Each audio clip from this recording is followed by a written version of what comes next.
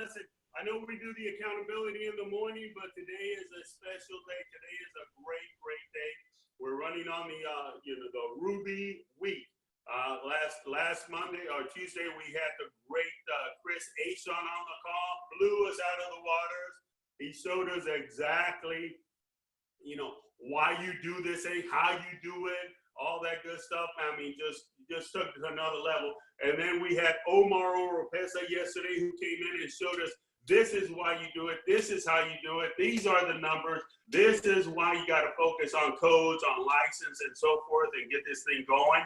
And then today, man, we have this young lady, and she is just absolutely beautiful. But this lady right here is going to show us why you do this thing. I mean, why the greatness of Primerica and the legacy and the partnership and everything that's about to happen. But let me share a little bit story about Patty Schechter.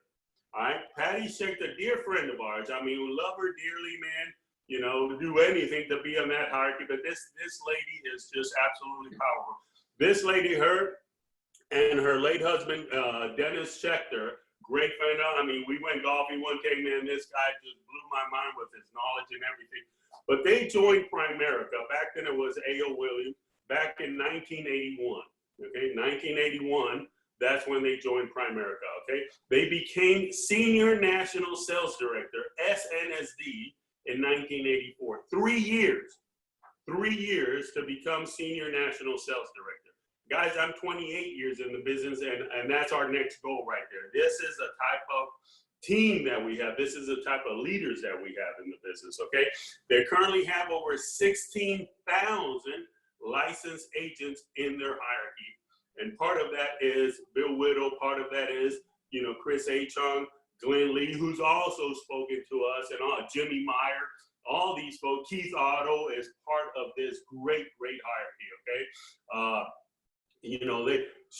When she joined the business, I mean, she ran partnership. What we got partnership right now, she was part of putting this whole thing together. So, we're so excited about what she's going to deliver to us. And not only that, Dennis Schechter, I mean, he passed away in 2002, and she took a little break just raising up Savannah, which I hope she mentions and brings up a little bit.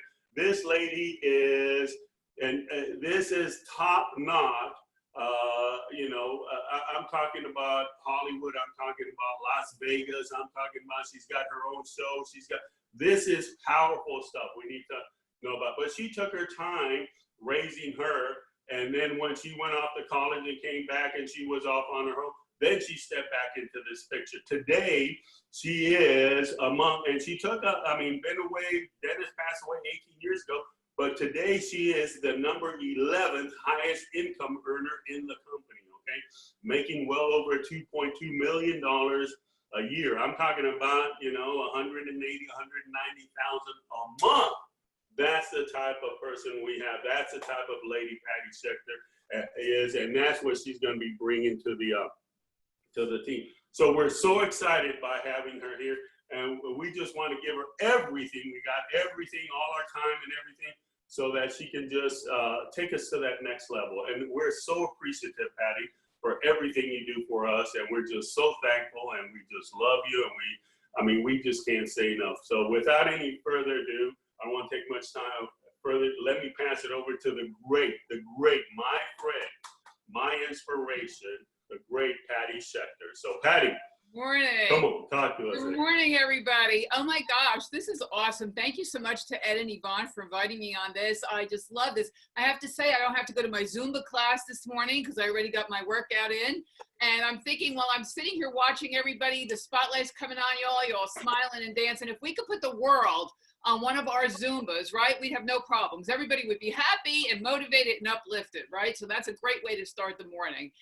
One thing you're gonna find out about me, folks, by the end of my talk is that I love Primerica. I love this company with every fiber of my being. I love Primericans. I love people on our team who want to get after it and want to grab this opportunity and go for it. And I love Primericans on a winning team. And you guys are on a winning team. And we have the most unbelievable team.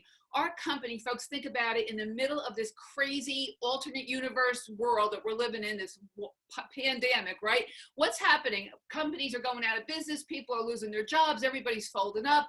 Every big companies that we've known for years and years are going out of business. What's Primerica doing? I was on an FAC conference call with Glenn Williams last week, and for 10 minutes, all he talked about was the records that we're setting. On April, March, May, right in the middle of the worst of this, Primerica is setting records. Folks, I've been in the business, you heard Ed say, since 1981, 39 years, and I made the most money in 1 month in my entire career in the month of May. How amazing is that, that in the middle of all this? Because see, folks, the people who win are the people who can adapt and accelerate. And there's people, folks sitting at home waiting for this to be over, waiting for things to get back to normal. They didn't jump on board. They didn't figure out that this is the new normal, that we need to accelerate and learn and grow and figure out how to Zoom and figure out how to do a Zoom a day and get $1 million earner on it. As much as I love in-person meetings, and I do, that's where I thrive, because I want to see you all in an audience. I want to be able, the best part of a meeting is after it's over and I come down, I get to know you all, and we have a drink at the bar, right? So that's what I love. But this is this next best thing. And here we are this morning, just getting to know each other. So I love this, but it's the people who can adapt and accelerate and change, because folks, just because we're in a lockdown doesn't mean we have to lock down our skills, right? Just because we're quarantined doesn't mean we have to quarantine ourselves and never get out and see anybody or not Zoom or not make sales or not grow. You have to admit, folks, if you haven't honed a skill, gotten better at something, made more out of this time period than ever before, it's not because you lack the time. We can't ever use that as an excuse during this, right? Oh, I didn't have the time, because we got a lot of time right now, right? It's that you lacked the discipline. So you guys who are on here this morning, kudos to you. I'm excited to be here with you all. I'm going to tell you my story today. And, you know, I believe, folks, people in America are basically go through 3 phases of their life, right? So I think all of us, we are born and we go through the number 1 phase, what I like to call is the learning phase. And that's where you're born and you go to school and your parents teach you and you get out to be 18, 20 years old and you're in the learning phase of your life. And then you go into the next phase, which I call the earning phase, right? So now you've learned most basically what you can, you go out and you get a job. And for most people, folks, for the majority of people in North America, that earning phase, it used to be, we used to say it was 40 years, but now people are working even longer and longer, right? So let's say 40, 45, 50 years people spend in the earning phase of their life, right? And then, folks, unfortunately, for most people, because they don't learn how money works, they don't take advantage of opportunities like ours, they just plod through life with their blinders on, going to work and coming home every day, right? So for most folks, most people in North America, that 3rd phase, unfortunately, they go from the learning to the earning to the yearning phase. Yearning for what they could have had, yearning for what should have been, yearning, I wish I had done X, Y, Z. I wish I had invested my money. I wish I had listened to Dennis Schechter back in 1981 when he joined that Primerica thing. You know how many times I've heard that, right? So people are in the yearning phase. But see, in Primerica, we have 3 different phases. Yes, we go through the learning phase. We're born, we're raised, we learn. Then we join Primerica. And although we're earning, folks, I want to relabel that. I want to relabel that phase and call it the building phase. Because now we're building a company within a company. And folks, that's what this is all about. You know, if you're not in that mode, if you're not in a building mode, if your goal is right now not to get to $300,000 and ownership, then you might as well go somewhere else, because this, the opportunity that Primerica offers us is to build your own company within a company and own it. And own it. Ownership is where it's at. So we go from the learning phase to the building phase. And then if you do that and you build a solid foundation and you build it right and you condense your time frames, and I'm going to talk about that a lot because that's what Dennis and I did. We condensed our time frames. Then you get to the 3rd phase. And I couldn't come up with anything that rhymed with learning and earning and building, but I'm just going to call it the living the dream phase, because folks, that's the phase I'm in. And I've been in it for a while now. And I got to tell you that no matter what else you do in life, you got to get to this phase because it is so worth it. So I'm going to tell you my story, how we joined. It's just everybody has their own story, but I want to tell you this because I think it can relate, and I think you get a lot of people could empathize with this story and relate to it. I want you to keep 4 things in mind while I talk to you. Number one, folks, honest to God, sounds cliche, but if I can do it, if Dennis and I can do it, anybody else can do it, because we were just two normal people, but we had a work ethic and a drive. Number two, ownership is where it's at. Number three, you got to put in the sweat equity. Folks, I feel like people come in, they sign the IBA and they think a trap door is going to open over their head and money is going to fly down, right? We got to put in the work. You got to put in those 18-hour days like Dennis and I did. You got to put in the work. You got to condense those time frames and do what you have to do. And then number four, it is so, so worth it. So I started out my life, like most people, very middle-class family from Paterson, New Jersey. If you've ever been to Paterson, you know that's a great place to be from, right? And very middle class. My dad was a welder. My mom was a homemaker. They were both first generation Americans. My father's family had come from Italy. My mother's from Hungary. And we lived in a very, very modest house in Paterson, New Jersey. Ed, will you put that house up? Will you put the picture up that I sent you? Where's Ed? No, Ed. Okay. Ed, you there? Anyway, I need the picture of my house that I sent you yesterday. Yeah, I'm there. Okay, one second. I'll get That's that. fine. I'll keep going. Okay, when we get. Anyhow, a very modest house, 2-story. When you see it, you'll see it's very small to begin with, and then it was 2 families. So we just had the bottom part of that house, lest you think it was some big mansion. 100 square foot lot, 100 by 50 feet square foot lot, tiny house, 4 little bedrooms, and that's where I was born and raised, right? And I went like to high school like everybody else. And from high school, I went to college because my father, I was an only child, and it did not enter his head that his daughter would not be the first one in the family to go to college, right? So if I went to college, I put in 1.5 years, hated every single minute of it. I was a biology major. I have no idea why I was a biology major. I mean, I like nature, but I didn't like physics and all that, and math, forget about it. I don't have the math gene, right? So here I am in college, 1.5 years goes by, I drop out and I go get a job as a sales girl in the local mall, just retail sales, women's clothing for minimum wage. And this is what I'm doing now, right? So my father, folks, was devastated. He was aghast. He couldn't believe his only daughter that he had all these hopes and aspirations for. Here I am working as a sales girl in the mall, right? Anyhow, so every night he would come home for dinner. I was still living home, and he would try and brainstorm. Well, why don't you be an executive secretary, learn how to be a good secretary, and you can go work for a big boss, that would be a good job. Nah, I don't want to do that. And then the next night, I have a friend, he works in the post office. Go get a job at the post office, government job, you'll get great benefits, government job security. I'm like, no, Dad, I don't want to do that. And then, folks, just by, quote, coincidence, which I don't believe in coincidences, right? I think everything happens for a reason. He got called to jury duty. And while he was on jury duty, he talked to the court reporter. The court reporter is the person who sits in front of the courtroom with that little machine and writes everything down. And the court reporter was a man. He said to him, if you know any young women, this is an up-and-coming, fabulous profession. They make great money. They work, every day it's a different trial. It's interesting. And maybe she'll meet a lawyer. So my father was like, oh, wow, she'll meet a lawyer, right? So he came home and he pitched it to me. I had no idea what it was about, but he told me what it was about and sounded interesting. And just to placate my dad and make him happy, I said, okay, I'll look into it. Literally opened up the phone, the yellow pages, because that's what we had back in 1973. And there I went court reporting school, found one in Hackensack, New Jersey, went over, they told me what it was about, what it entailed, sounded pretty interesting. Make a long story short, I went through the course in record time, and I got a job at the Morris County Courthouse in Morristown, New Jersey.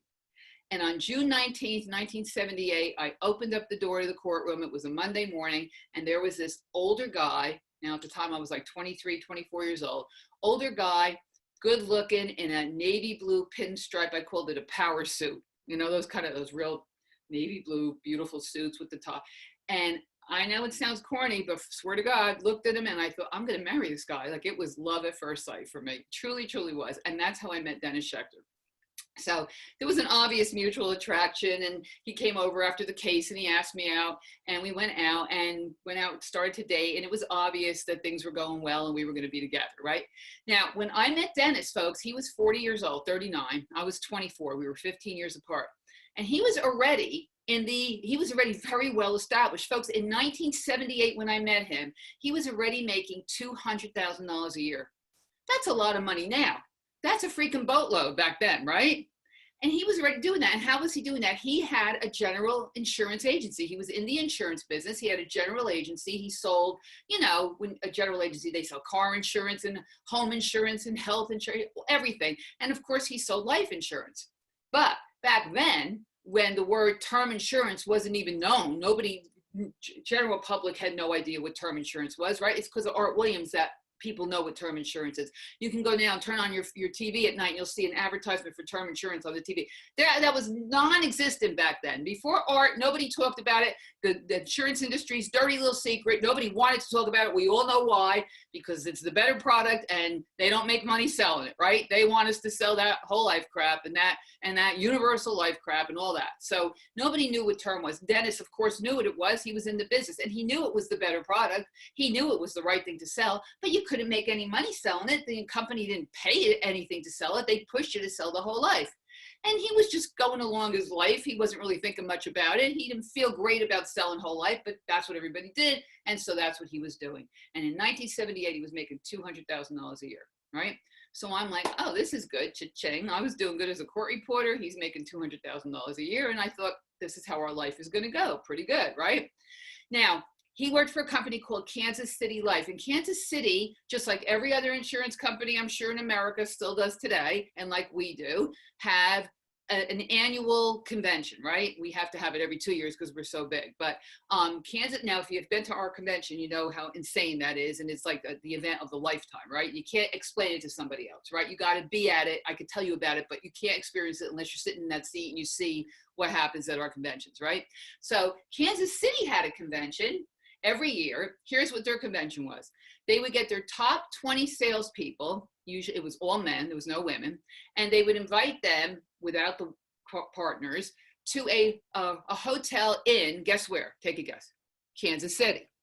And they'd all go to Kansas City to a hotel, and they would get together and in a room, a little conference room, and they would start talking about any new products that came out and how are you doing and what's the thing you're selling most of and blah, blah, blah. How's your wife? How's your kid? Okay, goodbye. Go down to the bar, have a drink, go home the next day. That was their big convention every year, right?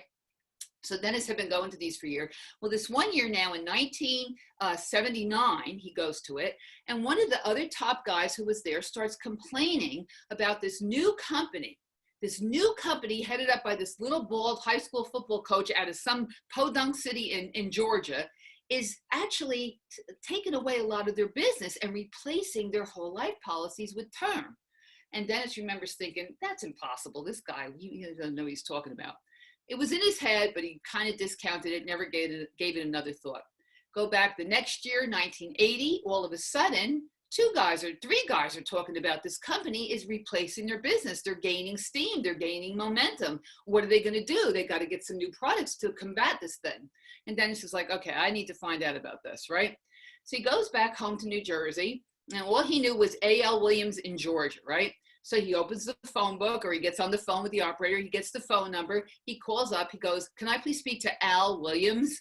What does he know? A.L. Williams. He doesn't know it's Al Williams. So anyhow, folks, this is back in the early days. He said who he was. He said, that he was the #1 guy in Kansas City, how much premium he was doing and all that. And Art finally got on the phone. Now, let me ask you a question. Stop right there. If today somebody called you up right as soon as we're done with this and said, I'm the #1 agent for XYZ company. I sell this much in premium every year. I make this much money. I'm interested in joining your company. How happy would you be? Would you be pretty excited? Would you invite the guy for a cup of coffee, maybe? Would you do what you can to hire him on, right? So this is what Dennis is thinking. He's thinking Art's going to be excited, right? So he tells Art who he is, how much he's making, all that stuff, and that he's interested in maybe looking at the company. So he says to Art, listen, why don't you send me an airline ticket and get me a hotel room, and I'll come down and check you out. And Art says, well, Dennis, we don't do that. And Dennis said, oh, okay, well, I'll pick up the airfare, then you get the hotel and the food. And Art says, you know what, Dennis, you sound like a stud. You sound very, very successful. You sound like a bright guy. I'm sure you're awesome, but you'll never, ever make it in A.L. Williams. And Dennis was like, why? Why are you saying that? He says, because you're already established, you're already making $200,000 a year. You think you're going to fly down here and I'm going to hand you an RVP contract and make a big deal out of you. And we don't do that. You want to join our company, you got to start from scratch like everybody else. You get a brand new contract like everybody else, and you got to build it just like everybody else. And I don't think you're willing to do that. And Dennis said, well, if I fly down and get my own hotel and food and buy you dinner, will you please meet with me? And Art said, okay, yes, I will. So he flies down, meets with Art. I'll never forget it. He came back and I said, well, what happened? He said, I don't know if the company is going to make it. He said, it's brand new. There's a lot of chaos down there in that home office. They're pretty disorganized. But I sat across from that guy and I looked in his eyes, and I'm telling you right now, he's a man of destiny. And then, folks, I swear to God, he said these words. He said, and I'm going to hitch my wagon to his star. First of all, who talks like that? But second of all, that is what he said. So I'm like, okay. So he comes back, and unfortunately, none of you really knew Dennis or got to meet him. Ed, I don't know if you ever you knew Dennis, but Dennis, didn't do things half-butted, right? Like he decided he would make a decision to do something, and then he was in all the way. So he called up his old boss, and let's just say this, he quit in a way that he could never go back. How about that? And he was so excited. Folks, I had never seen him so excited about anything ever in my life, right? So he comes back, and the office that he had in his old insurance business was not conducive to now our A.L. Williams business, doing opportunity meetings and all that. So he got rid of that office. He buys himself a whole new freestanding building. He decorated, he got the rugs and the carpets and he was so excited, like a new lady with a new house, right? Just so excited, telling everybody about this new business. And finally he's ready to roll. And guess what he finds out? That it just slipped Art's mind. Art forgot to tell him. Oh, by the way, Dennis, A.L. Williams is not yet licensed to do business in the state of New Jersey. Couldn't write a policy, folks. Couldn't do business. We weren't licensed to do business. Now, let me ask you a question. What would most people do? Quit, right? Go back, try and go make up with the boss that they just told off. Go do something, right? Most people can't do business. We're that new that we're not even licensed yet. But folks, Dennis was a different kind of cat. So he said to himself, well, I'm going to help fight the battle, because the legal department back in 81 wasn't the legal department in Primerica now, right? So he, with his own money, we hired lawyers to fight to get ourselves licensed in the state of New Jersey, because, Prudential is domiciled in the state of New Jersey. And I'm not saying this is true, but just maybe Prudential didn't want us to come into the state of New Jersey, and just maybe Prudential had something to do with the insurance commissioner, and just maybe they were doing everything they could to not get us licensed. Folks, it took 8 months to get our license to do business. In those 8 months, guess what Dennis said to himself? I can't sell anything, but we do two things in Primerica. We sell and we recruit. So while I can't sell anything, let me go out and recruit my team. Let me get my hierarchy put together so that day one, when we get that license, we're ready to roll. And in 8 months, folks, I don't know how he recruited people to a company that nobody knew about. The people that knew about it had bad things to say about us because they didn't want us there. And we couldn't do any business, but Dennis was able to recruit over 300 people in 8 months. And all of a sudden, our license came through, and now I'm at the courthouse being a court reporter, and I get a phone call, and he is so excited. Guess what, honey? Our licenses came through, and we're in business. So I'm like, great, that's awesome. What do I know, folks? He's excited. I see what he's doing. I'm 24, 25 years old. I don't know anything, right? But I see that he's excited, so I'm happy for him. And he says to me, okay, and I just found out we're going to have this thing. They have this thing called a fast start school, and we're going to have one. And I just found out there's this thing at the fast start school called the Partners Organization, and you're going to lead it up. So here's Angela Williams' phone number. Call her, find out what to do. I'll call you later. Click. I'm like, yeah, okay, right. Put the phone number in my drawer, went on my life. Week goes by, he calls me up back at work. He goes, hey, honey, did you call Angela Williams? Because we're having the fast start school. It's in about, 2 weeks, 10 days. And I want you to get this together. And I'm like, no, Dennis, I haven't had time. I'm sorry. I didn't do it. He goes, well, call her. I'm like, yeah, okay. Put it in the drawer. Walked into the house about 4 or 5 days later, and he was standing there with his arms folded with this look he used to get. And he said, hey, did you call Angela Williams? I want you to run this Partners Organization thing. I want you to give a talk at the meeting. I want you to head this up. I said, Dennis, what don't you get about this? I'm 24 years old. I don't know anything about insurance. I hate insurance. It's complicated. It's not anything I want to know about. All I know about insurance is if I'm at a cocktail party and somebody comes over to me and says, hey, what do you do for a living? And the word insurance comes out of your mouth, all of a sudden you're standing there all by yourself with your cocktail weenie, right? Pew! Everybody goes to all four corners of the room. I don't want to know about insurance. I hate insurance. I don't like insurance. That's your deal, not mine. I'm not doing this. And by the way, what do you want me to do? Stand up on a stage and speak words while people are looking at me? You want me to give a speech about insurance? Are you crazy? I'm not doing that. No, no way. Absolutely not. And one more thing. No, I'm not doing it. And he looked at me with this look he used to get in his eye. And he said to me, it's okay, honey. I'll find somebody else's wife to help me build my business. And that's how I joined. Ha! Okay, I'll get on board if that's going to be your attitude. But then, folks, here's what happened. Even though I was forced screaming and kicking and I didn't want to, I got involved. I got my license. I got my securities license. I started coming to the meetings. I started reading all the literature. I started to listen. And then you know what happened? Patty Schechter became a crusader. I understood what this thing was about. Not because Art Williams said it was good, not because Dennis Schechter made me do it, because I started to come and listen and learn, and I understood, and then I became a crusader, and you couldn't stop me. You couldn't shut me up to this day. You can't shut me up about proclaiming how awesome we are and how right and good we are for people all the time. And that's the day that things started clicking for us, because now, folks, you got an agent who feels that way, and you got a partner who feels that way, and now they're working together towards a common goal. And on steroids, with our time frames condensed, balls to the wall, you couldn't stop us. And that's when things took off for us. And in 4 years, we became SNSD, because I was working it and he was working it, and we were putting in our sweat equity, and we were putting in our 18-hour days, and we were prospecting and recruiting and hiring and doing fast start schools and going speaking at other people's fast start schools and doing whatever we had to do, folks. And that's when our business started to fly. Now, you could see that I'm impassioned about the company, and I still, to this day, it's in every fiber of my being, right? So I've always been like that. And back in the day when we were really building it, I would just go out and prospect everybody I possibly could, right? So I had this cousin, and I'm going to change her name to protect the ignorant, not the innocent, notice the ignorant. And I'm going to call her Cousin Mary Jane. So I call up Cousin Mary Jane. I say, hey, can I come over? I want to show you this new thing that we're doing. It's really exciting. Just put on the pot of coffee. So over I go. And I'm so excited, because that's just the way I am. And I start telling her about how much money we're making, and how much money we're saving, and how much money we're saving for clients, and how much money our recruits are making with every sale. And I'm going on and on and on. And all of a sudden she gets this weird glazed look in her eye.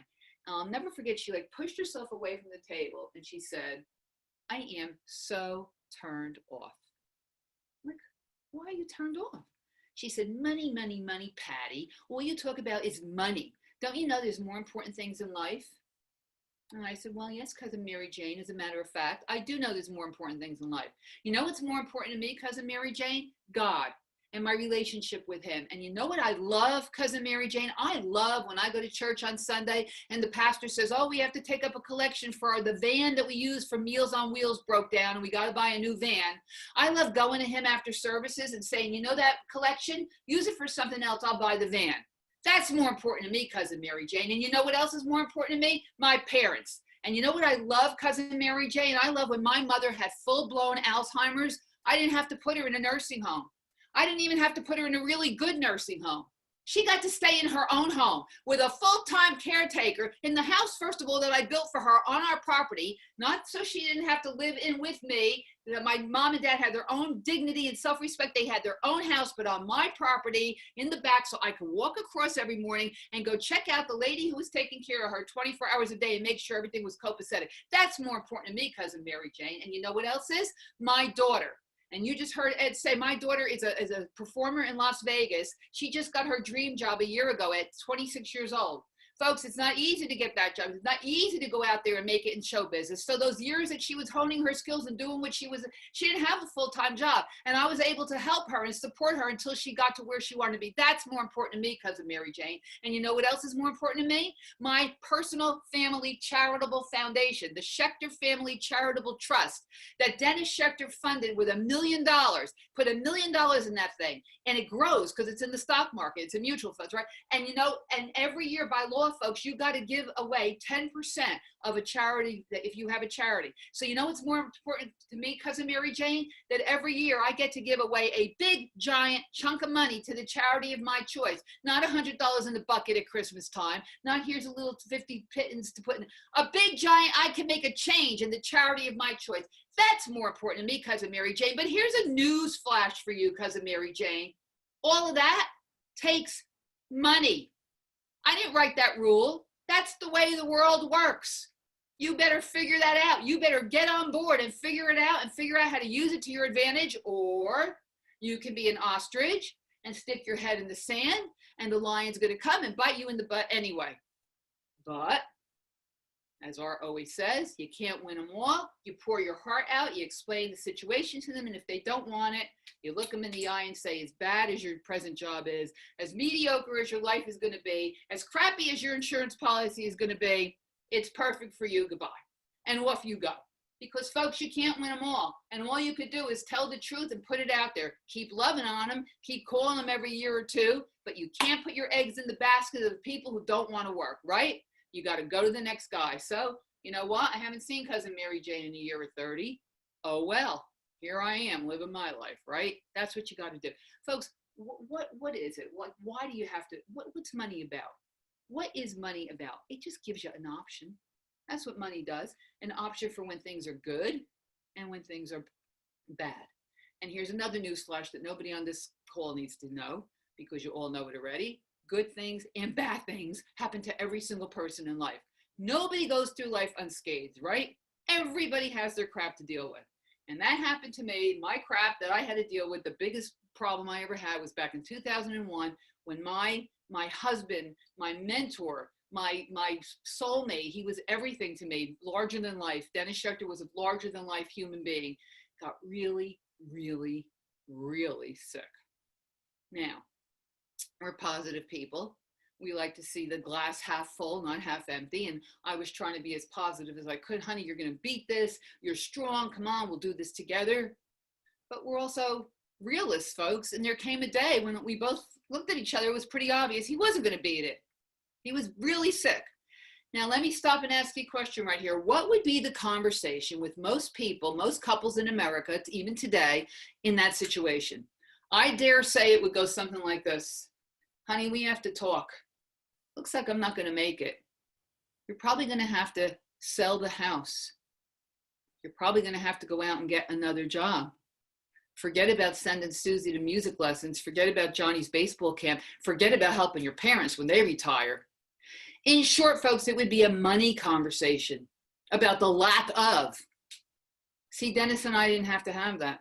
We got to talk about how much we loved each other, how awesome our 24 years in life would be. Yeah, we talked about money. He told me how he wanted me to spend all the millions on our then 8-year-old daughter. That's the conversation we had.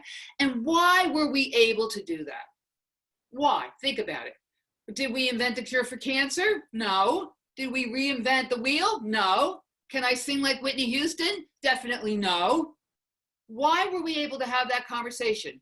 Because we bought into a system. When we joined this company, we put blinders on. We didn't try and reinvent anything. We just went with what we did what they told us to do. We followed the guy ahead of us. We said it's working for them, it'll work for us. And we condensed our time frames. Dennis was 40 years old, folks. Think of this when he joined this company. He was 62 when he died, and he was sick for 2 years. So let's say we put in a real 20 years. 20 years, folks. He's gone 18 years this past May. And I'm still the 11th highest paid person in this company. I took off 10 years after he died to devote it to my daughter. Just came back in after she graduated, or after she went to college. And I'm still the 11th. Why is that? I haven't had a base shop in 18 years. Why am I still the 11th? Is that unbelievable? It's because we built a strong foundation. It's because we condensed our time frames. It's because we worked our butts off. 18 hours a day. People say that. It sounds like a cliche. It rolls off your tongue. I'm telling you, honest to God, up at 6 o'clock in the morning, not home until 12 or 1. And I still worked as a court reporter, folks. I worked as a court reporter until Dennis was making $1 million, because that's the way it worked for us. And that's the best part of this company. You get to do it your way. You don't have to be a cookie cutter impression of the next guy. So whatever works for you. So you're a married couple That's great. The husband is the agent and the wife is the partner. That's great. The wife is the agent and the husband is the partner. That's great. Two sisters, two brothers, mother, father, whoever you want it to be is your partner. It doesn't have to be a certain way. And you work it the way you want. The wife is home with 5 kids. That's great. The wife is in the office doing the office management stuff. That's great. The wife gets a license and goes out and starts and is an agent. That's great. Or any combination or way you want to do it. It's your business. That's the beauty of Primerica. You don't have to do it a certain way. And that's what worked for us. I was licensed. Every Wednesday night, I did the training. I did the aunt meeting. I did training every weekend, a fast start, speaking at a fast start, a potluck, going to a potluck, a partners meeting, a partners contest. Folks, I did it all. There was no excuse, oh, I have a full-time job, I can't do it. I did it all. And the only way when I look back, how did I do it all, is because I'm a crusader and I believe in this thing. And that's the next point. You can't have a partner who says they're supportive and positive who doesn't understand this business, folks. It doesn't work. You can't support what you don't understand, right? So I always use my example of partner A. How are we doing on time? Partner A and partner B. I have no idea how much time I've been on. Somebody tell me how much time I have left. I forgot to look at the clock when we started. Patty, you have 28 minutes, or you have 18, no. 28 minutes, 22 minutes, 22 minutes. You're good. Oh, awesome. Okay, good. So anyhow, here's my partner A and partner B story, right? So agent A goes to Ed and Yvonne's opportunity meeting, right? And folks, I always say that the agent is the man and the partner is the woman, because that's my situation, but use whatever gender, he, she, it, whatever works for you, who cares, right? So the agent, the husband goes to the meeting and he comes home and he says to the partner, oh my God, I just went to this guy, Ed Ortiz's meeting, and he told me about this company and it's amazing and it's the best thing since sliced bread and we're going to make all this money and this is, our boat has come in. And the partner being supportive, let's call them John and Mary being supportive partner says, great, John, this is awesome. Sounds awesome, honey. I support you. Go do it. Mary never gets invited to a meeting. Mary has no idea what term insurance versus whole life is about. Mary has no idea what John has to do to get paid or to get promoted. She's clueless, but she's supportive. She thinks he's great. She depends on him. He thinks it's great. She thinks it's great, right? Well, 6 months goes by. John actually doesn't do what he's supposed to do. He doesn't recruit anybody. He doesn't even go get his license. Comes in after 6 months one night. She says, what's going on with this Primerica thing? You told me we were going to make all this money. You were so excited about it. And he says to her, it's not really what it was cracked up to be. I think it was just one of those sales pitches I got excited about. I think it's one of those multi-level things. It could even be a pyramid scheme. And Mary, being the supportive, clueless partner that she is, says, okay, honey, I support you, then quit. See, folks, she'll support his butt right out your door. Unless she's educated, go to the next scenario, partner B. That agent goes to Ed and Yvonne's meeting. He's excited. He comes home. He tells her about it. But what happens the very next day? Yvonne calls her up and says, listen, your husband just joined our business. I'd like to meet you. Come into the office. I'd love to talk to you. Get them both back into the office together. And now out of your mouth, not the brand new guy who just sat in an aunt meeting one time, right? You're not going to depend on him to tell the wife what it's about. Now in front of you, you get to tell you get a little mini aunt meeting to the wife or to the partner. And that partner now understands what we do, that we don't sell soap, Dove soap versus Palmolive. Who cares in the long run? What difference in life does that make? We're not selling a Chevy versus we're selling a product that's going to change people's life. And now that partner understands what we do and why we're right and good for people 100% of the time. And she also understands what the husband or the agent has to do to get paid and to get promoted, that they got to go get a license, that they got to do certain things, that the trap door isn't going to open and money's going to come down, right? And now you've got an educated partner. And now that same scenario, 6 months goes by, he walks in the door, he's all depressed and dejected, nothing's happening. She says to him, oh, really? Why?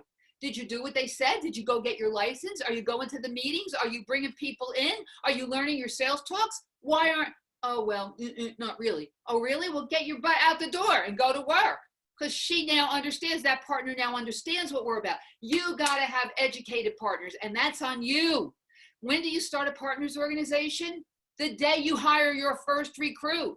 If that person has a partner, that's the beginning of your partner organization. You got to educate those partners. You got to get them in front of you, and you got to retell the story. Let them understand from your mouth what that agent has to do to get paid and promoted. And then you got to tell that partner what their role can be. See, folks, people want to be helpful and they want to be supportive, but unless you tell a partner what they can do, they don't know. How do they know? They've never been in a situation like this before. They think, well, I got a full-time job, I can't do anything. Well, I got 3 kids at home, I can't do anything. So you go do, oh no, you got to let them see that there's a million different ways you could support. It doesn't matter you got kids at home, you can still go out and prospect every single day. Every single person in this company can go out. I don't care if you have 27 kids at home, you're going to see somebody else during the day, and that's a person you can prospect. And real quick, I'll just give you, since we have some time, I call it Patty Street prospecting questions that I guarantee you 99% of the time you'll get somebody's phone number with these 3 questions, and you could teach this to you could teach it to your dog, basically. It's pretty easy, right? So watch this. Here's question number 1. Let me set the scenario. You go to the dry cleaners, right? And you go up, you're getting your stuff, and you go, question number 1, can I ask you a question? What does 99% of everybody say? Sure, yes, right? Question number 2, are you happy doing what you're doing? What does 99% of everybody say? No, not really. I hate this job. Question number 3, what's your plan for getting out of here? What does 99% of people say? I don't know. I don't have one. I have a plan for you to get out of here. My partner just started a new business. We're looking for people just like you. Give me your number. I'm going to have them give you a call. What's it about? It's about getting you out of here. I'm not there to give them a not meeting. I'm not there to tell them about Prime. I'm there to get their phone number. That's the job, right? If you watch this, folks, let's say you got 10 partners in your organization. You get 10 partners doing that every day. You get 10 partners getting 3, 5, 10 numbers every day. You think by the end of the month, you're going to have a couple of recruits out of there. And guess what? Watch what happens. The partner comes at home and she hands her agent, look, I got 10 phone numbers for you today. Next, call them, right? Go call them tonight. Next morning, they open up, they're in bed, right? The eyes open. What's the first thing that partner says? What's the first thing she says to the agent? Did you call my guy? Did you call my recruits, right? What happens? 2 things. Number 1, they're her recruit. All of a sudden, she owns it. She's invested. She's involved in the company. She's excited. They're her people. And what happens if he says, yeah, and one of them are coming to an op meeting? Her butt is now at the op meeting to see her recruit. And the next thing you know, they're building it together and they're excited and she's out there prospecting. And the next thing you know, hey, maybe I should get a license so I can actually do this too. That's how you grow a partners organization. I promise you that will quadruple your business. You get partners excited and educated and knowledgeable and invested in this thing and involved like that. Folks, it's an untapped, partnership and partner organization, Ed and Yvonne have been around long enough to know, used to be different than it is today. We still talk about it. We give it lip service, but I don't think we do it the way we used to. And that's why the people who are at the top and the biggest people right now, they built big, giant, I used to have partners meetings with 500 partners on a weekend. That's how we built it big. So you got to get your partners involved, folks. You've got to get them, and you got to let them know how they can be involved. And you got to become a capitalist, folks. What's a capitalist? A capitalist is having money at work for you and people at work for you. And what does Primerica let us do? It lets us recruit people and override them and make money on people, and it lets us put our money into investments and make money on that. So that here's Patty Schechter, whose husband is dead for 18 years, who has 16,000, I checked last night, 202 reps. How about this?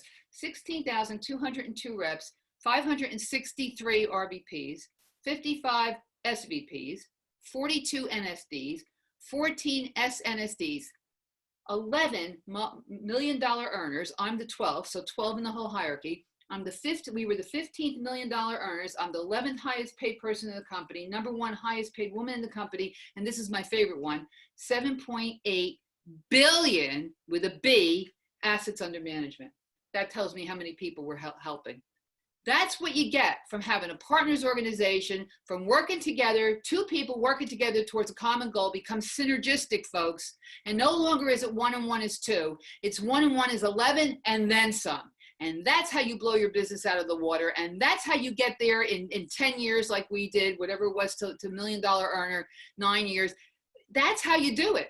by condensing your time frames and getting after this thing. Folks, you got to get out of a box. We're all in a box. Every one of us has been put in a box. We grew up in a box, and mostly we were put there by our parents. Not because they didn't love us, just the opposite, because they did. And because they didn't understand what it was about, right? None of us had parents who were multimillionaires. None of us had parents who could pass down the secrets of getting wealthy, right? They passed down what they knew, right? So you were put in a box, son and daughter. It wasn't said, but your whole life it was, you got the idea, here's where you are in society, here's where we are. Don't go below it and embarrass us, but don't even try and reach for the stars. You'll get disappointed. You'll be made a fool of yourself. That can't work for you. I have two examples of this. It brought it home so clearly to me. We had a guy we hired. He was 22 years old, never went to college, was so excited. His mother took him to lunch 13 Saturdays in a row to try and talk him out of joining Primerica. 13 in a row. And here's what she said to him: honey, I love you so much, and I'm happy that you think you can do this, but please think about it. Be realistic. You never went to college. You don't know anything about money. We don't have mutual, not only do we not have a mutual fund, well, I don't know, we don't know what mutual funds are. We don't understand this kind of stuff. They're telling you you're going to get a $50,000 watch, a $100,000 ring. You're going to go sell, you're going to make $1 million one day. You're going to go help other people prepare their financial planning. Are you kidding me? Honey, they're selling you a load of crap. You can't do that. Be realistic. See, she had him in a box, folks. She was in one and she had her son in one. And the other example is I had a partner contest doing my prospecting questions, whatever partners got the most leads, right? And the winners, I mean, like hundreds of partners participated, and I was taking the top 5 winners. They were going to get $1,000, $750, $500, $250, and $100 gift certificate, and I was taking them to Neiman Marcus. You all know what Neiman Marcus is? Go like this. Universal sign for yes, so I could see that. Yeah, okay, thank you. And so I call it needless markup, right? But anyhow, I took them into Neiman Marcus. Now, I thought they were going to react the way I react when I go into Neiman Marcus. Dennis used to say I was like a shark in a feeding frenzy, right? And we go, I'm expecting these women to be excited and run all over, and they weren't. They were reticent and quiet and withdrawn. And I'm like, what's wrong with them? And then the one lady, she starts walking over into the men's department. I said, where are you going? She said, I'm going to buy my husband a tie with my money. And right then it hit me, folks. These were all middle-class women. One's husband was a police officer. One's husband was the manager of a grocery store, all making middle income, middle-level people. Let me ask you a question. When they got an invitation to go to a wedding and they needed to buy a dress, where did they go for the dress? Macy's, JCPenney, Dillard's, right? Why is that? Because in their minds, women like them don't go to Neiman Marcus. They had themselves in a box. And I said to myself, well, we're going to change this today. So I brought them to the second floor, which is ridiculous. It's where they have the $10,000 gowns, the $5,000 purses. Were we going to buy that day? Of course not. But is there a law against trying it on? Is there a law about starting to feel good about yourself? Put it on, watch somebody else walk out the door with it and say, why her? Why not me? Or whatever else, that's just an example, or a car, or whatever it is you want, folks. Why them and why not you? You got to start getting yourself out of the box. You got to start looking at each other as entrepreneurs. We bring a couple into the business, right? And we sit them down at that meeting I'm telling you about, and we start telling them they're going to make $1 million and the wife is going to run the partners over that. And they're sitting there and they're politely shaking their heads. And you know what they're thinking? The husband's thinking, her? She's going to stand on stage and give a speech. I know her since high school. She can't say hello to the neighbor in the backyard over the hedge without getting nervous. And she's thinking, him? He's going to be a big deal financial planner and make $1 million. Ha, ha, ha. We've been married 13 years. We've been in debt 15. That's what they're thinking. You got to get them out of the box. You got to let them see, yes, you are going to be business owners. Yes, you are going to be entrepreneurs. Yes, you can do this with the education and motivation and all the recognition that we give people. What can these people become? You got to look at them like that. You got to get them out of the box, and you got to get them out of the box about how they think about themselves and each other. That's your job as a leader, folks. You got to get people out, and you got to get away from negative people. Think of this, folks. You could be dying of thirst on a desert, right? And I take a glass of fresh water and I put a drop of arsenic in it. You going to drink it? No. that one drop is going to poison you. Well, you could be around 100 positive people. That one negative relative, Mary Jane, this will never work. Why do you think you could do it? This is get rich quick scheme. This is a pyramid. Could stop you in your tracks unless you understand what this is about, unless you're educated, unless you constantly are getting motivated and constantly being educated and constantly coming to meetings and constantly being there with your partner. That's what can happen. You got to get away from negative people. Have you ever asked yourself this? Why are you here? I ask myself that all the time. Why are we here? Like, what is life about, right? That's always the question. Why are we here? I believe God puts us in places for a reason, right? So think about this. You all could have been born 1,500 years ago in Alaska. We all could have been born 700 years ago in Italy, 300 years ago in Greece, 1,000 years ago in Zimbabwe. Pick a time and a place, a trillion times and places we could be born. We're here right now in America in 2002. Now, a lot of times I say to myself, I'll find myself thinking like this. This is stinking thinking, I think. I'll be watching, you know, Mario Arizona and this guy and all these new young guys. And I'm thinking to myself, man, if Dennis got involved today with the way the company is today, where would we be? We'd be number one, stratosphere number one. And then I think, no, God put Dennis in A.L. Williams in 1981 for a reason, because Dennis was the man for the job, folks. We were the first person to open New Jersey. He fought the battles for the company. We used our own money. Not everybody was in a position to do that. So Dennis was the man for the job then. Well, guess what? If that's true, that means that we're the people for the job now. God has us here now, right? And then ask yourself this question. Not only why are we in North America now in 2020 in Primerica, why is your next door neighbor not on this Zoom today, but you are? See, everything happens for a reason. There's some reason you're supposed to be here today. And I believe that our job in life is to find out what that reason for is and then go do what we have to do to make it happen. See, folks, did you ever ask yourself, you've heard this a million times, right? You have to be in the right place at the right time in a moment in history. Well, that's not really the way it goes, because watch this. How many people have come into your opportunity meeting, right time, right place? What is a moment in history? It's always a moment. Every moment is a moment in history, right? So come in your door, sit down, hear your up meeting, right time, right place, moment in history. And then they get up and they go out that door, right? So you don't have to be at the right place. A million people have been at the right place at the right time in moment in history and haven't done anything about it, right? You got two more quite parts to that. You got to be at the right time in the right place at a moment in history. You got to be smart enough to know it. Now, think about this. How many people are smart enough to know it? They come to your meeting. They think, okay, this is great. They sign the IBA. And then what happens? Nothing. You got to do something about it.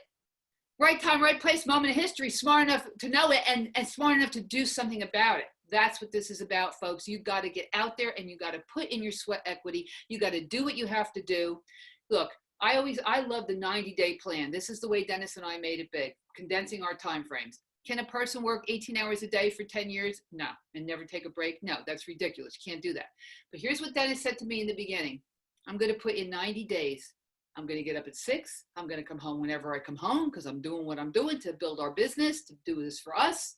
Don't give me a pain in the neck about it. Don't ask me, what are you doing? I'm going to do it. But I promise you, at the end of every 90 days, we'll take 4 days, Thursday to Sunday, and we'll go somewhere and we'll reconnect. Folks, there is power in this, because watch this. You can work hard if you know at the end of 3 months, I'm going somewhere. Pick a place. In the beginning, you don't go to Tahiti. You can't afford that, right? You pick a place where you guys are down in Florida. Go to Miami for 4 days. Get a hotel room. You get in the hotel room. You reconnect with your partner in all ways. You talk about your goals. You have some. You watch some Netflix. You get some dinner. You go to a nice restaurant. After 4 days of doing that, folks, guess what happens? You're recharged. You're reinvigorated. You're re-energized. You get back Monday morning and you're back at it for another 90 days. You do that for 5, 7, 10 years. I promise you, you will get your $1 million ring, $2 million ring, and build a foundation that'll carry you on and build you a legacy hierarchy. So you could have a hierarchy, and then you could have a legacy hierarchy. A legacy hierarchy is like what I have that will carry me on. I don't have a base shop. It just goes on and on and on because we built that foundation. And then my daughter's going to inherit it, and it'll go on and on and on. That's a legacy hierarchy, like the Buissons have, like the Sharps have, like the Schechters have. That's what you want to build, folks. And that's how you do it. You put in that time. You put in your sweat equity. I want to end with this. So I love Facebook. Well, a lot of you are on Facebook with me, right? I'm addicted to Facebook. What can I tell you? My life is on Facebook. I know I shouldn't do that, but I can't help myself. I'm one of those, right? I wear everything on my sleeve. I could never lie. I have the worst poker face, and you'll know if I'm not telling the truth, right? And everything, I put it all out there. Like, it's who I am, right? Anyway, so I'm on Facebook. So this person that I was friends, let's just say a person from my past, let's put it that way, from like really in my past, like from when I was like 19 years old, right? Finds me, I haven't seen this person since 2 years ago. So how many years is that? Like 50, 40 some years, right? So this person finds me on Facebook, and oh, they were from New Jersey, now they moved to Texas, and oh my gosh, I see you on Facebook, and wow, you're doing great, and oh my gosh, I see all the stuff. You know, I put everything on Facebook. So, you know, my husband and I have a private jet, they see that. We have a yacht, we have a boat, the whole nine, the house, all the trips, all the rings, the whole 9 yards, right? So he knows all this, right? So he goes, listen, I'm coming to New Jersey. I would love to get together and have a cup of coffee. And I'm like, yeah, sure. I would love to get together and have a cup of coffee. Wouldn't you love to see somebody you haven't seen in so long? How's your mother? How's your brother? What's new? You know, just shoot the breeze, right? So anyhow, we end up meeting, and I pull up in my car, which is a nice Mercedes, right? New nice Mercedes. And he pulls up in his car. And we get into we met at a diner. New Jersey diners is where you meet. Anyhow, we sit down, and I'm expecting, hey, so tell me about your life. Like, tell me, like, did you get married? How many kids do you have? How's your mother, your father, your sister? What's going on? We sit down, and he immediately, I said to him, so what are you doing? He says, now he's 5 years older than I am. So this was 2 years ago. So he was like 69 at the time, right? So I said, he goes, I've been bored. So I got myself a job as a limo driver. So I'm like, okay, well, first of all, I don't put anybody down. You know, you didn't see the house where I came up, but I come from Patterson, New Jersey, very, as I told you, right? Real middle class. I don't put anybody down. So if you're bored and you want to be, if you're a limo driver, that's fine. But knowing him, I said to myself, he's not bored. He needs money, right? Okay, but that's fine. Nothing wrong with that. But then, folks, he goes on for the next 20 minutes, half hour, telling me about this woman that he drives the limo for. She's the 4th highest paid person in Coca-Cola, and she has a private jet. And he drives her up to the private jet, and she gets out, and she wears designer clothes, and she has a big diamond ring, and she has an apartment in New York, an apartment in Paris, and blah, blah, blah, blah. A half hour about this freaking woman from Coca-Cola who I could care less about, don't know who she is. And I'm like, what? I want to hear about his life and his mother and what's going on. And then I thought to myself, why is he telling me this? And it hit me, right?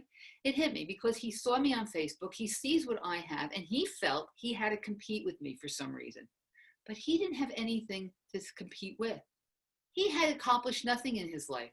He's a freaking deadbeat. He always was, and he's never done anything, right? So he had to tell me somebody else's story. He had to sing me somebody else's song. And then you know what I thought of? First, I thought how pathetic that is. And then, folks, and I'm good. I mean, I want to entertain you and give you my story, but I also want to be tough with you right now. You know what else it reminded me of? A lot of people in Primerica who come to our meetings and they wear our t-shirts and they wave the Primerica banner and they come to the convention and they talk about Bobby Buisson's house and Mike Sharp's house and Patty Schechter's yacht, and they never could talk about their own thing because they never go out and do it. And what I want for you today, folks, is I want you to do what you have to do so you can tell your own story, so you can sing your own song. This company is unbelievable. Life is too short to have to tell somebody else's story. I want you to get out there, folks. Do what you have to do. Condense your time frames. You know what makes me crazy? I meet a person and go, hey, how are you? Fine, I'm Primerica. Great. How long have you been in the company? Or what level are you at? I'm a division. How long have you been in the company? 17 years. What are you doing? Get it done. We are now at the greatest time ever in the history of Primerica, folks. The tools that we have, I'm never saying this job is easier. I'm never saying this is an easy thing to do, but it certainly isn't hard. And we certainly have all the tools better than ever before. You understand when Dennis and I joined, we had to actually physically mail policies to the home office by U.S. Postal Service. Dennis used to say he wanted to invest in carrier pigeons because that would have been easier, right? Who could depend? But now you press a button, everything goes. Folks, it's never been a better time. It's never been the better time, place, moment in history. Are you smart enough to recognize it? And are you smart enough to condense your time frames and do something about it? I hope so. That's why I do this. I love talking with people. I love telling my story because I hope you can relate to a small town, Paterson, New Jersey girl whose father was a welder who didn't go to college, right? That's my story. So God bless you all. Thank you for having me today. Who's there? Ed, you there? Thank you, Yeah, Patty. yeah, yeah. All right, Patty. Oh, that was so unbelievable. Thank you so much. Thank you so much, man. From That my was heart. so good. Hey, guys. Oh, man. And I'm telling you, that is so true. And by the way, guys, I highly recommend you guys follow Patty on Facebook, on Instagram. I don't know if she's got that. But listen, you want to find out, if you want to learn what traveling is all about, and if you want to expand your mind, every time she goes out, I'm like, oh man, that's where we gotta go. We gotta go here. We gotta go. She's the advanced party. She goes down. Wait. Let me tell you this. Let me tell you this because I forgot to tell you this. I told him about Chris Achon. So Chris Achon, you know, he just made $1 million, right? Am I still on? Am I on? Yeah. Chris Achon, you know, he's in my hierarchy. I had the number 99 and the number $100 million earners. I had Glennon Zio Lee and Chris Achon, right? So Chris just took 60 of his people to Tulum, Mexico to celebrate, right? He said he's learning it from me because so the deal in my hierarchy is if you make $1 million, you pick your place and I take you. That's the deal. You make $1 million, we're going somewhere, wherever you want, right? So I was supposed to be taking Glenn and Zio and Chris and his girlfriend Wendy. We were supposed to be going to Italy. We were supposed to be there now, as a matter of fact. But because of COVID and the pandemic, you can't get into the European nations, right? So we had to cancel it. So I'm like, okay, this doesn't work for me. One thing you'll find out about me, I am the most tenacious. My birth sign is Cancer. I'm June 30th. And one of the things is tenacious, like a crab. It's true. God forget. That's why my daughter had to move across the country. Because when I get my claws in you, I don't let go. When I decide I'm doing something, forget about it, right? I'll move mountains. So anyhow, I'm like, we're going somewhere. So I get online. I'm like, what country allows Americans in without all this COVID crap tests and you could come in, right? Well, Turkey does. I've been to Turkey. Turkey is awesome. So on August 26th, the 6 of us are going. We're flying first class into Istanbul. We're spending 2 nights at the Ritz-Carlton in Istanbul. I have tours set up to go see the Blue Mosque and all the sites in Istanbul. And then on the 3rd day, we're taking another plane intra-Turkey down to the coast where I've rented a private yacht. And we're doing 10 days along the Greek islands and along the Turkish coast. Now, you did say you wanted a transfer to my hierarchy, right, Ed? Yes. Anyhow, the point is this is the fun part, folks. Once you do it and you make it, now I'm traveling all over the world.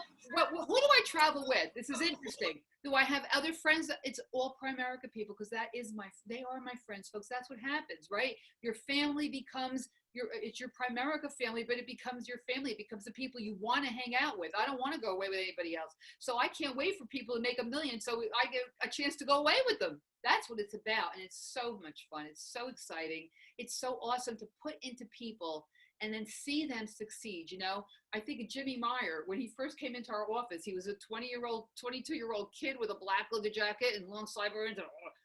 Did I ever look at him and think he'd be who he is? And now I see him on the stage. I take, gratification in that. We had something to do with that. I look at the people in our hierarchy that I know that Dennis and I poured into. What an amazing feeling. That's what this is about, folks. It's about living your best life, but getting there as fast as you can. Get there to live this life because it's crazy. I book trips now, folks. These trips are, these are not like I don't go like on tours and stuff. This is with a private tour guide, a private driver, a private Mercedes-Benz. They walk you in one way. They go around the building and pick you up when you walk out so you don't have to walk back. I mean, I took Zia Lee to Japan, and with my daughter, the 3 of us, we went on a girls' trip to Japan. I blew her mind. But that's what it's about, getting people to the next level. And I love when somebody blows my mind and gets me to the next level. It's about living your best life. There's stuff out there that people don't even know what they don't know.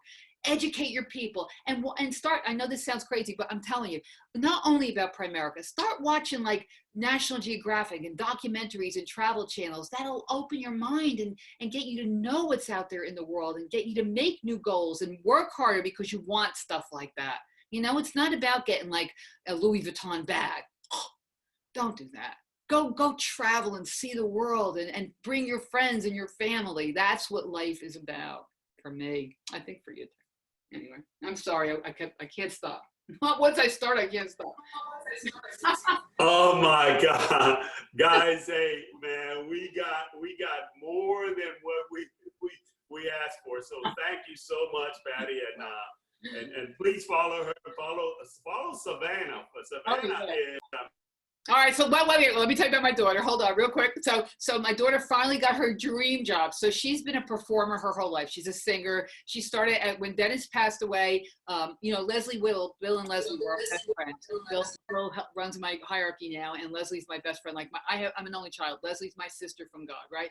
So we're super, super close. We spend Thanksgivings and Christmases. We travel together. My daughter calls her aunt and uncle. Their kids, Blake Whittle calls me, I'm Aunt Patty, right? So anyhow, but Savannah, she's been in the pad. Oh, so Leslie, when Dennis died, Leslie said, this poor girl, Dennis died in May. I'm an only child, very close to my parents. My father died the following August. My mother died the following April. And then I ran my dog over in the driveway. So everybody that we lived, this little girl was 8 years old. Everybody that we lived with in the house died in 1 year. It was pretty traumatic, right? So Leslie's like, bring her down here. Let's do something fun. Get her away from all that.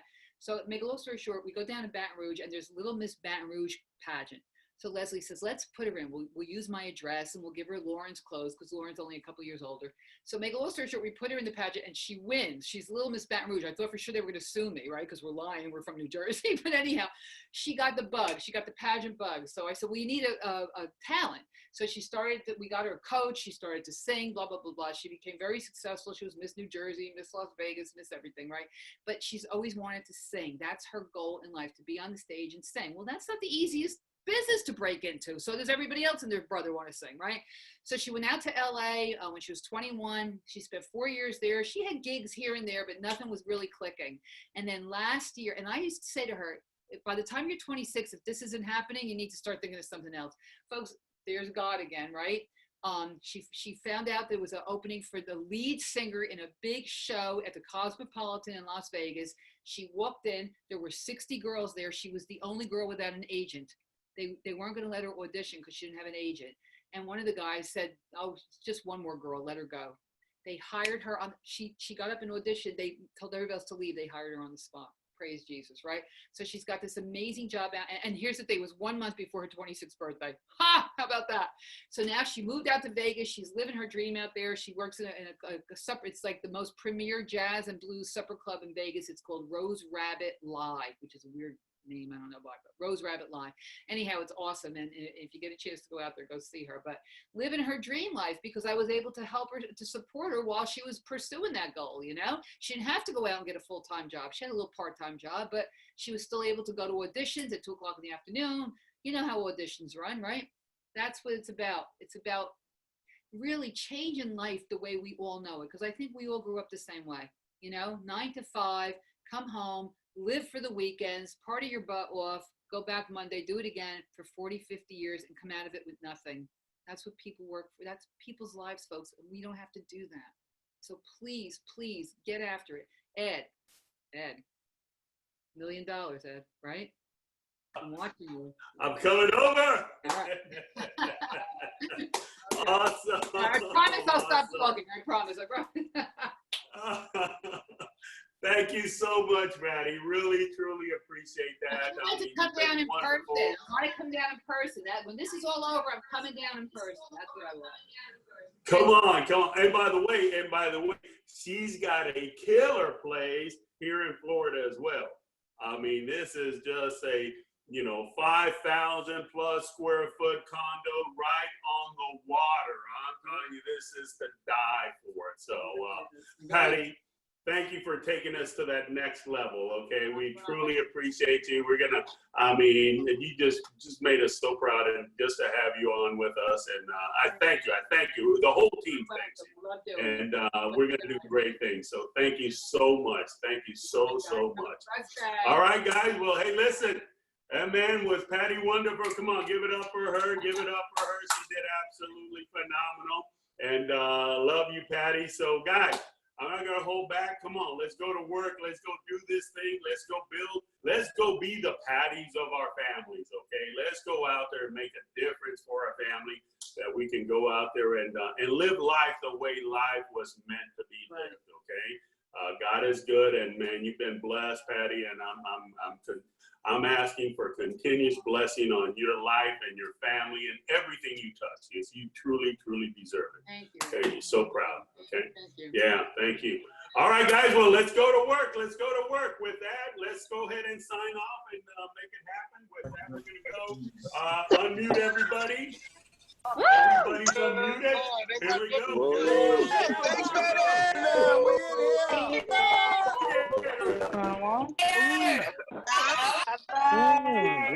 Let's go.